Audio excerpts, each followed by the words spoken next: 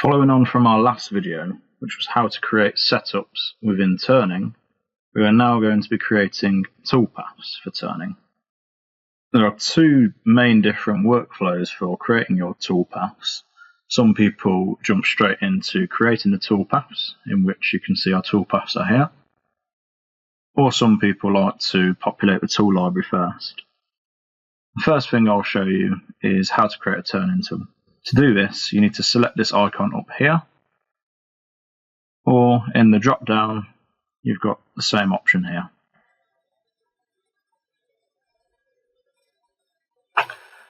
So, as you can see, we've got our libraries on the left-hand side of the screen here.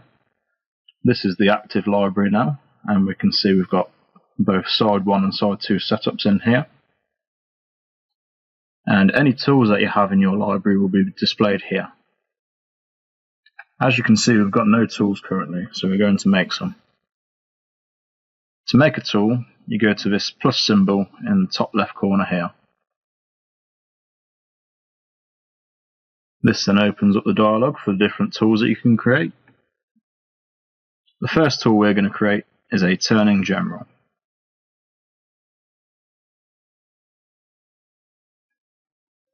Depending on your machine, if it calls the tool by name, you need to give the tool name here. Or if it calls the tool by number, in the final tab for the post-process tab, you make this number the same as the tool number. The insert tab is essentially defining the correct insert geometry for the tool that you have. So we have all these drop-down boxes which you can go through and select to define the insert. Alternatively, if you know the ISO code, you can just type it in.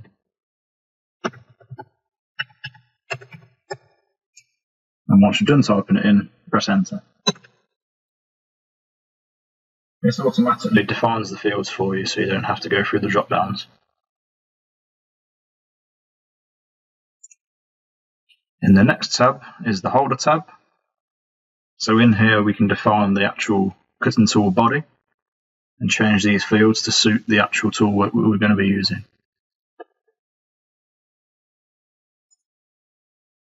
In the setup tab, you can redefine the orientation of the tool.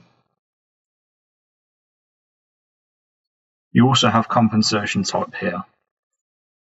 So whether it's measured from tip tangent, in which it's shown you here, tip center, in which it's the center point of the cutting radius, insert center, and tip. For this, we're going to be using tip tangent. You also have a tip box here if you want to reverse the spindle direction, in which case this will also flip the tool.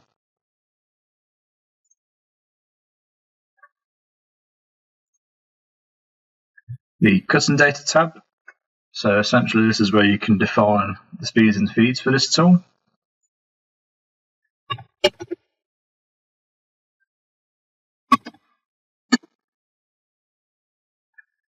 A good little feature here is that they have added presets into the tool library.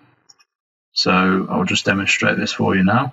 And what you can do is have multiple presets, which I tend to use for the different types of materials and also roughing and finishing operations. So we've renamed this one to be aluminium roughing. By right clicking, you can now add a preset and then rename this one. So this will now be aluminium finishing. And we'll change the feeds for this to be a finishing feed rate. So you can flip between the two and you can see we've got roughing and finishing presets now.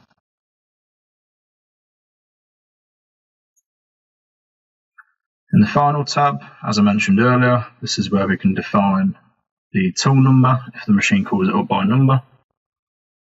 And you've also got your turrets here, so if your machine's got upper and lower turrets.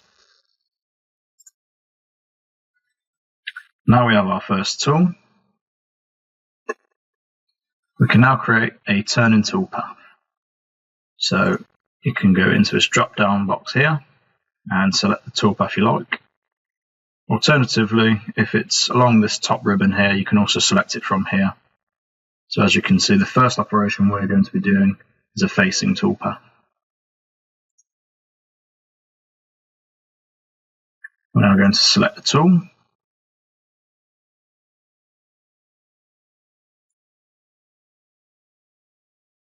And then because we've defined those presets earlier, inside this drop down here, we can now select it.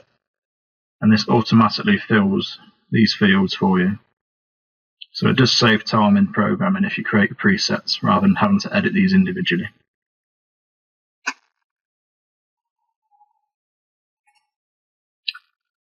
And then, depending on how much stock you have on the front, you can also activate multiple passes. So if there was about 5mm of stock on the front, you can activate multiple passes and then define a step over. Because we've only got 0.5mm of stock on the front, a single pass will be fine.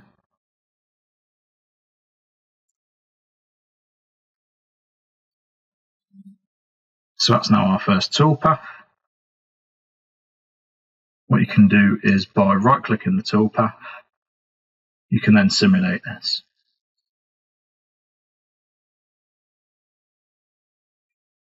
Within simulation, you have different modes for colorization. So you can have material, operation, tool, and comparison. For these two, operation and tool, it will colour the model different colours for a different operation or a different tool that's being used. The one I like to use is comparison. As you can see in the left hand side, it colours the model depending on the stock condition.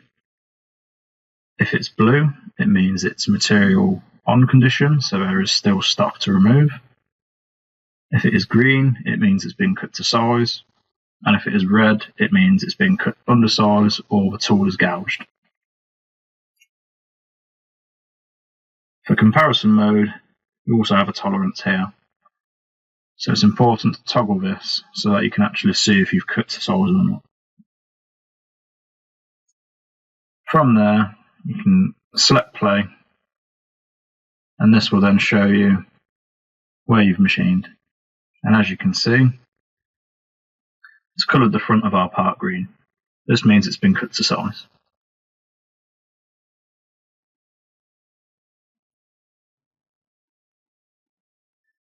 I'm now going to show you how to import tools into your tool library.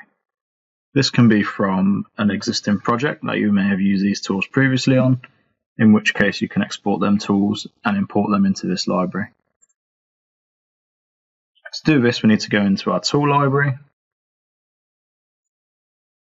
In our cloud library, if you right click this, you can then import libraries. We need to select where these tools are located, and we can then import the library.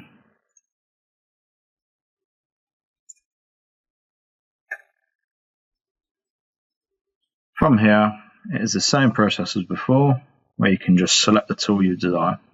What we will now do is use our Mazak tool library to program the rest of the toolpath.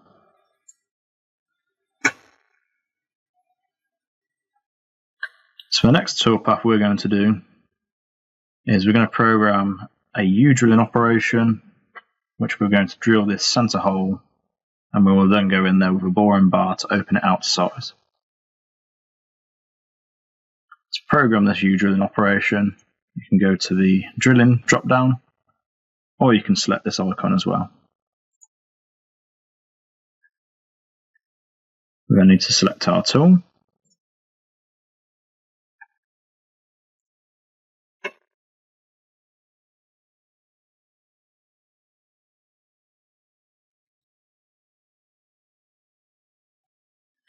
Once we have our tool selected, we then need to select the hole faces. In this case, we're going to select this face here.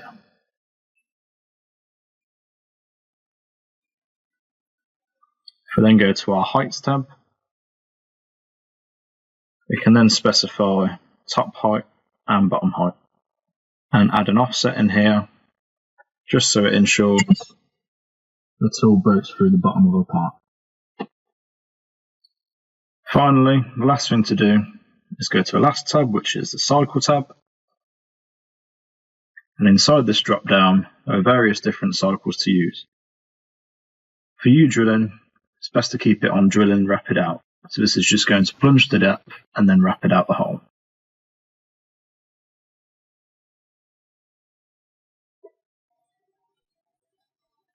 The next toolpath we're going to program is a boring toolpath. To do this, we need to go into this drop down and select Turn-in Profile Roughing.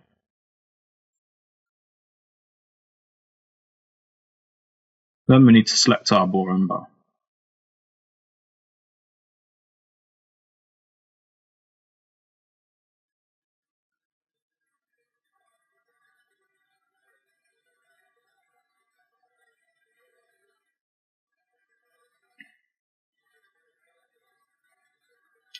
Again, because this is a roughing toolpath, we need to ensure that the aluminium roughing preset has been selected.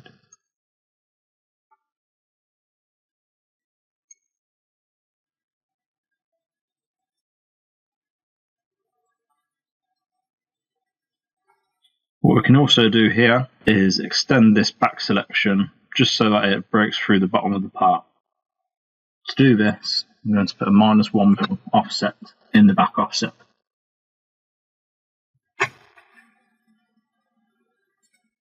What we can also do is edit the diameters within the radii tab for starting radius and clearance radius, and this will ensure that the toolpath is optimized and we're not doing air cutting. To do this, I'm going to select this drop down box here for inner radius and I'm going to select diameter. I'm then going to add an offset of 40 millimeters. So this is the same size as the U-drill we've just plunged into the hole. I can then do the same for clearance.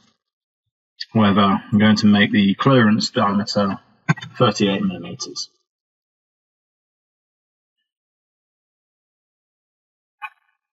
Going into the passes tab, there's this option here for grooving.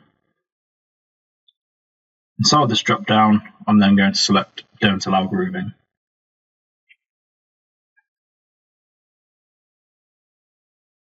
As you can see, we have our depth of cut field here. So if we wanted to, we could increase this to a more suitable depth of cut. Finally, we have this stop to leave option here. Because this is a roughing toolpath, we want to make sure that we're leaving enough material for a finishing toolpath afterwards.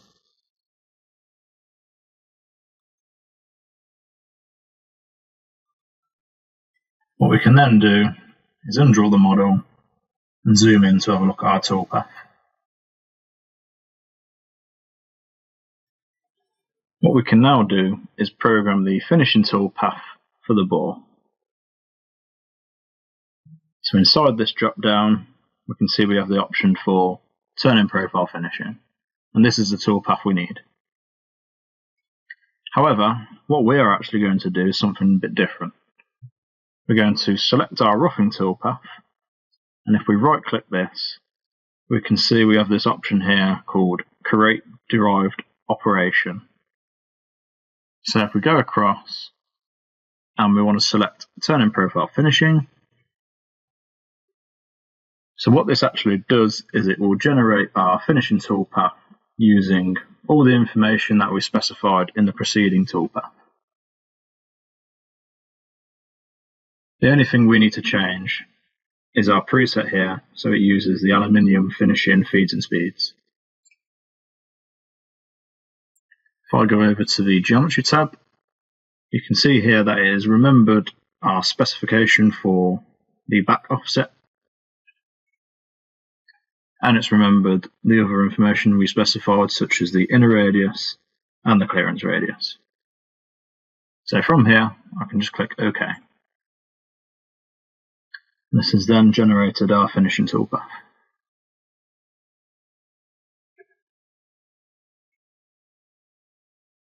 What you will see here is we have a warning triangle, and this is just saying that the toolpath has been automatically updated just to avoid a collision with remaining stock.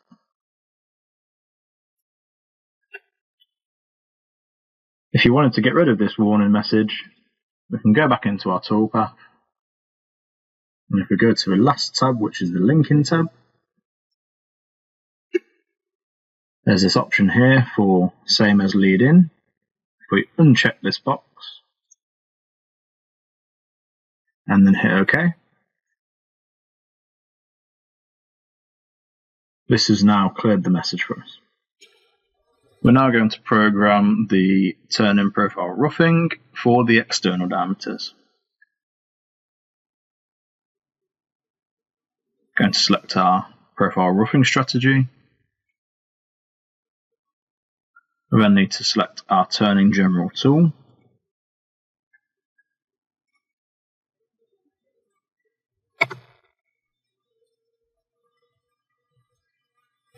Need to ensure that we're using our roughing preset.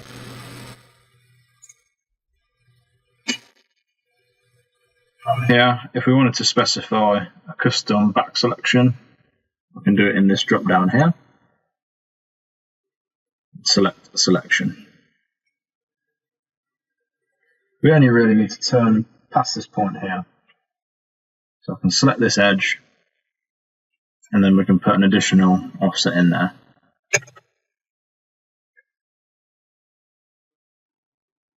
If we go to the passes tab, same as before, in the grooving option, we can select don't allow grooving.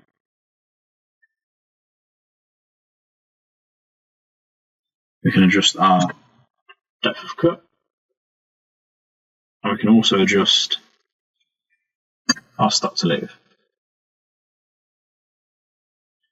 From here, if we hit OK, we can now see our turning toolpath there.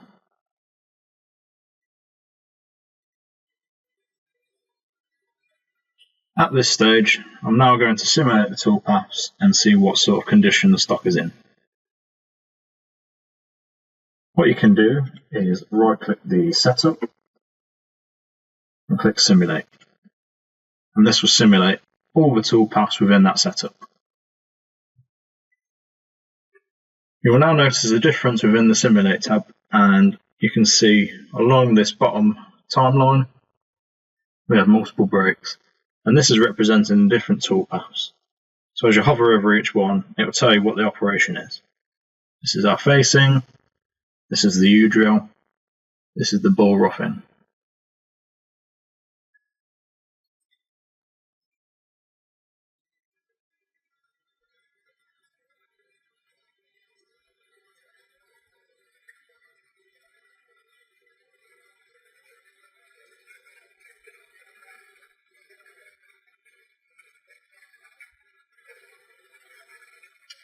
As you can see, the inside of the bore is green and the outside is still blue.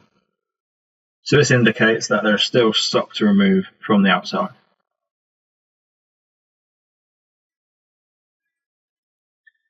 We can now program the finishing operation for the external diameters.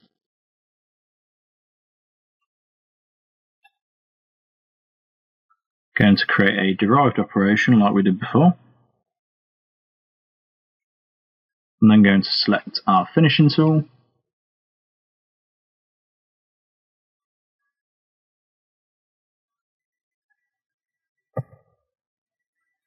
Select the finishing preset.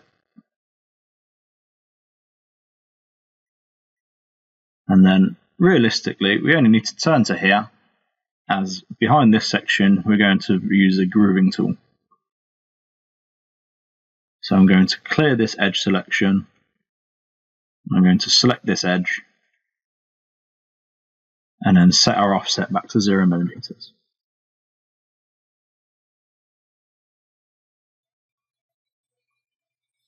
The next toolpath we're going to create is the grooving toolpath.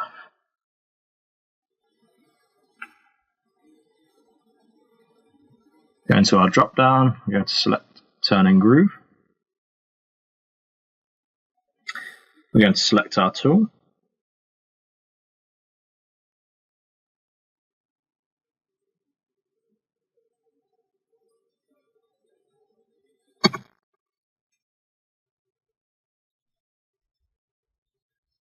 Now we need to confine the toolpath between this section here and this section. As we did before, you select selection, and you can select the geometry from there.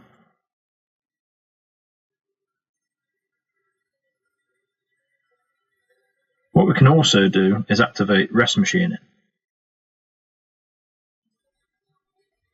What the rest machining will do is look at where the turning tool has machined to in a previous toolpath, and it can then calculate the toolpath to machine the stock more accurately.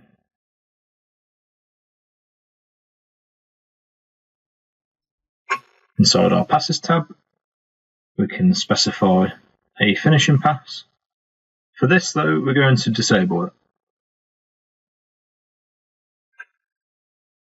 For our roughing passes, inside this drop down we have different modes, so we can have the tool plunge in, partially plunge in, or plunge in sideways.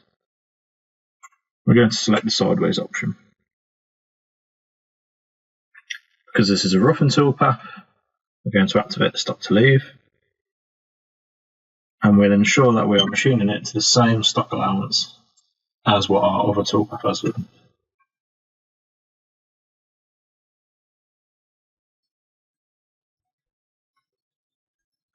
This has now generated our roughing toolpath.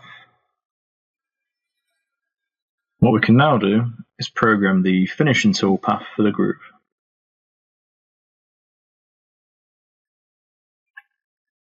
Using the same tool, we're now just going to select our finishing preset. Going to set the front and the back.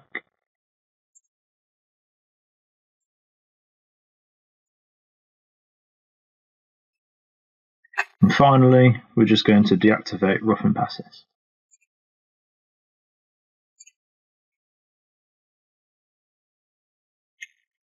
At this point, this has completed all the turning toolpaths for this side. What we can do at this point is just simulate those toolpaths, just to check we've machined everything.